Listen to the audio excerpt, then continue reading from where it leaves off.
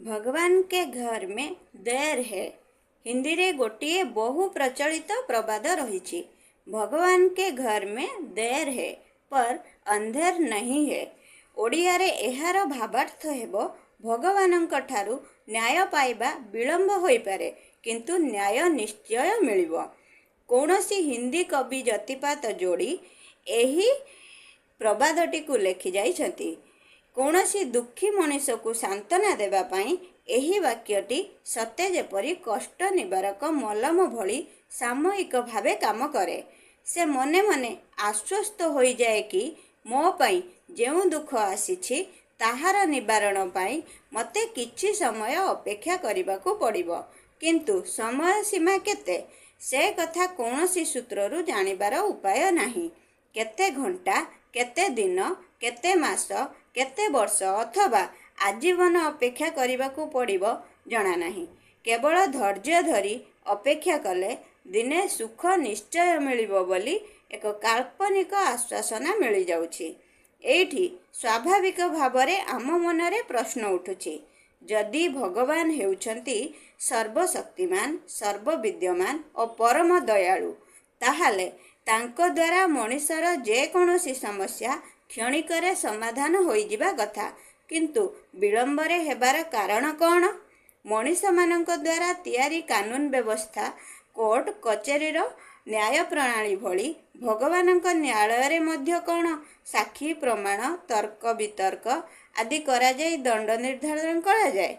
सेया जदि हेउथाए तेबे भगवानक एवं मनुष्यक भितरे प्रभेद रहिला कौन? गत 2013 मसीहा जून मास 16 और 17 तारिख रे प्राकृतिक विपर्यय और प्रबल वर्षा जोगु उत्तराखंड रे केदारनाथ और बद्रीनाथ हजार हजार भक्त अकाल मृत्युवरण कले। एठी भी कौन सही प्रवाद को लागू करा जाई पारिबो? महादेव शिवंक न्यायालय रे मध्य शीघ्र विचारण होई पारिला नाही। केउ माने पुण्यात्मा और केउ माने पापी सामूहिक भावे एते लोक एकाथरे बड़ी पानी रे भासी गले काहेकि? सेमानंक भितरे कौन केही भी पुण्यात्मा नथिले? मनुष्यर सुख बा दुखर हिसाब हुए। से जेते दिन से ही दुनिया रे बंची रहे से मृत्यु लाभ कला परे तो सबु किछि शेष होई जाउछि।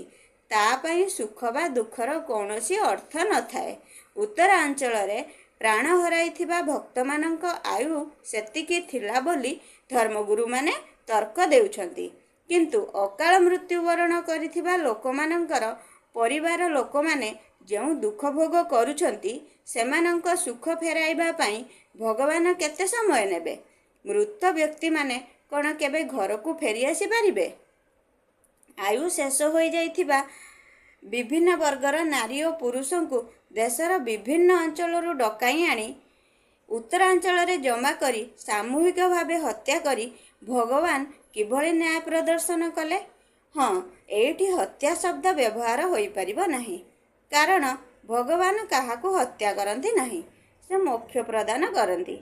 विपद संकुल अंचल रे फसी रहिथिबा तथाकथित पुण्यात्मा भक्तों को उद्धार करिबा पई देशर सैन्य बाहिनी और वायुसेनार दुस्साहसी जवान माने निज जीवन को बाजी लगई थिले। सुरक्षा कर्मचारी माने जदि साहाय्य करी न थांते तेबे आहुरी बहुत अधिक मनुष्य प्राण हरई थांते। उद्धार कार्य रे नियोजित किछि जवान मध्य एही समय रे प्राण हरई छंती। गुरु माने उत्तर दियंतु, भगवान कण सेही उद्धारकारी जवान मानंकु एथि पई मारि देले जे मु प्राणदंड देइथिबा पापी मानंकु तुमे उद्धार करिबा को आसीछ काहेकि? अपराधी को साहाय्य करिबा हेउछि अपराध। मजा कथा हेउछि जे जीवन बंचेई घर को फेरी आसीथिबा भक्त माने कहउछंती आमे सेही 8-10 दिन जेउ जंत्रणा भोग करूछु ताहा जीवन रे केबे भूली पारिबु नाही। आमको परीक्षा करिबा पई भगवान एते बड़ दुख देले, किंतु आमर भक्ति देखि शेषरे आमको उद्धार करई आनिले। आसंता वर्ष आमे पुणी केदारनाथ को कृतज्ञता जणाइबा पई निश्चय जीवु। एहा हेउछि अंधश्रद्धा और मानसिक दिवालियापण। सरल विश्वासी जनता एतिकी बुझी पारिले नाही जे एही विपर्ययरू जीवन नहीं फेरिबा एक संयोग मात्र।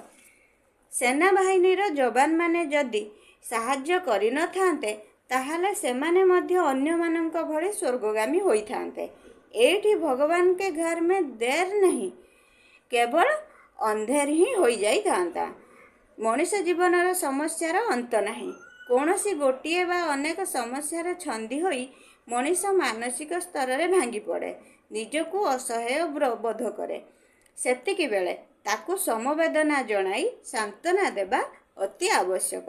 ସମସ୍ୟାର ସମାଧାନ ଦୃଷ୍ଟିଗୋଚର ହେଉନଥିଲେ ବି ଧୈର୍ଯ୍ୟ ଧରି ବଞ୍ଚି ରହିବାକୁ ଅନ୍ୟ ମଣିଷମାନେ ବୁଝେଇଥାନ୍ତି। ଏହା ଏକ ମନସ୍ତାତ୍ତ୍ୱିକ ଚିକିତ୍ସା। ସେହି ସମୟରେ ଭଗବାନଙ୍କ ଭଳି ସର୍ବଶକ୍ତିମାନଙ୍କ ସାହାଯ୍ୟ ପାଇବା କଥା ଯଦି କେହି କହେ, ଦୁଃଖୀ ମଣିଷଟି ବେଶୀ ସାନ୍ତ୍ୱନା ପାଇଥାଏ। ଯଦିଓ ସେହି ଦୈବୀକୃପା ଶୀଘ୍ର ମିଳିଲେ ହିଁ ମଣିଷଟି ଉପକୃତ ହୋଇପାରନ୍ତା, କିନ୍ତୁ ସମସ୍ତେ ଜାଣନ୍ତି ସେଇଆ ଘଟିବ ନାହିଁ। ତେଣୁ ନିଜ କଥାକୁ ଠେସ ଦେବା ପାଇଁ କହନ୍ତି, ଭଗବାନ ଡେରିରେ ହେଲେ ବି ତୁମର ଦୁଃଖ ଦୂର କରିଦେବେ। ସମୟାନୁକ୍ରମେ ମଣିଷଟି ମାନସିକ ଓ ଶାରୀରିକ ପରିଶ୍ରମ କରି ନିଜର ସମସ୍ୟା ସମାଧାନ କରିଥାଏ। ତା ଦୁଃଖ ଦୂର ହୋଇଗଲେ ସେ ଭାବେ, ଲୋକମାନେ ଯାହା କହୁଥିଲେ ଠିକ୍ କଥା। ଭଗବାନ ଡେରିରେ ହେଲେ ବି ମୋ ଦୁଃଖ ଦୂର କରିଦେଲେ। ସମସ୍ୟାର ସମାଧାନ ପାଇଁ ସେ ଯେଉଁ ପରିଶ୍ରମ କରିଛି କିମ୍ବା ଯେଉଁ ବନ୍ଧୁମାନେ ସାହାଯ୍ୟ କରିଛନ୍ତି ସେମାନଙ୍କୁ ଧନ୍ୟବାଦ ଜଣାଇବେ ନାହିଁ। ସବୁ ଶ୍ରେୟ ଯିବ ଭଗବାନଙ୍କ ପାଖକୁ। ଭଗବାନ ଯଦି ଶ୍ରେୟ ନେବାର ଥିଲା ତେବେ ଏତେ ସମୟ ନେଉଥିଲେ କାହିଁକି? ଆଉ ଗୋଟିଏ ଉଦାହରଣ ଦେଖିବା। ଭଗବାନଙ୍କ ଘରେ ଡେରି ହେବା ଫଳରେ ଗତ ମାର୍ଚ୍ଚ 25 ତାରିଖ 2013ରେ କିପରି ଗୋଟିଏ ପରିବାରର 5 ଜଣ ଭକ୍ତଙ୍କ ଅକାଳ ମୃତ୍ୟୁ ଘଟିଲା। ଗତ ମାର୍ଚ୍ଚ 30 ତାରିଖ 2013ର ଟାଇମ୍ସ ଅଫ୍ ଇଣ୍ଡିଆ ଦ୍ରଷ୍ଟବ୍ୟ।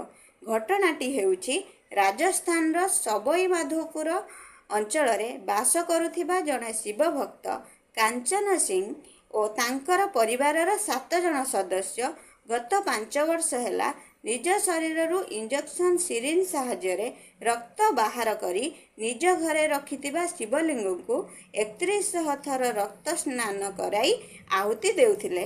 ତଥାପି ଭକ୍ତବତ୍ସଳ ପରମ ଦୟାଳୁ ମହାଦେବଙ୍କର ମନ ତରଳିଲା ନାହିଁ।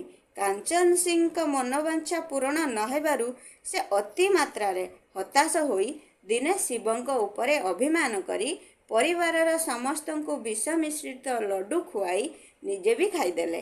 ଖବର ପ୍ରକାଶିତ ହେବା ବେଳକୁ 5 ଜଣ ପ୍ରାଣତ୍ୟାଗ କରି ସାରିଥିଲେ। ବାକି 3 ଜଣ ଡାକ୍ତରଖାନାରେ ମୃତ୍ୟୁ ସହ ସଂଘର୍ଷ କରୁଥିଲେ।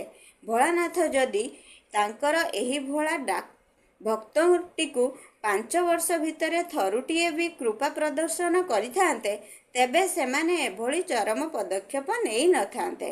ଭଗବାନ ଶିବ ତାଙ୍କ ଘରେ ଆଲୋକ ଜାଳିବା ପରିବର୍ତ୍ତେ କାଞ୍ଚନ ସିଂଙ୍କ ଘର ତ ସବୁଦିନ ପାଇଁ ଅନ୍ଧାର କରିଦେଲେ। ମଣିଷ ନିଜର ଉତ୍ତରଦାୟିତ୍ୱ ଏବଂ ସାମାଜିକ ପ୍ରତିବଦ୍ଧତାକୁ ଠିକ୍ ରୂପେ ପାଳନ ନ କରି ଯଦି ଭଗବାନଙ୍କ ଇଚ୍ଛା ଉପରେ ନିର୍ଭର କରି ରହିବ, ତେବେ ସେ କେବେ ବି ଆଶାନୁରୂପ ସଫଳତା ହାସଲ କରିପାରିବ ନାହିଁ। କେବଳ ଆତ୍ମପ୍ରବଞ୍ଚନା କରି କହି ବୁଲୁଥିବ, ଭଗବାନ କେ ଘର ମେ ଦେର ହେ ପର ଅନ୍ଧେର ନାହିଁ। ହେତୁବାଦୀ ବାଲ୍ମୀକି ନାୟକଙ୍କ ଲିଖିତ ଆଜିର ଏ ପ୍ରବନ୍ଧ ଆପଣମାନଙ୍କୁ କିପରି ଲାଗିଲା?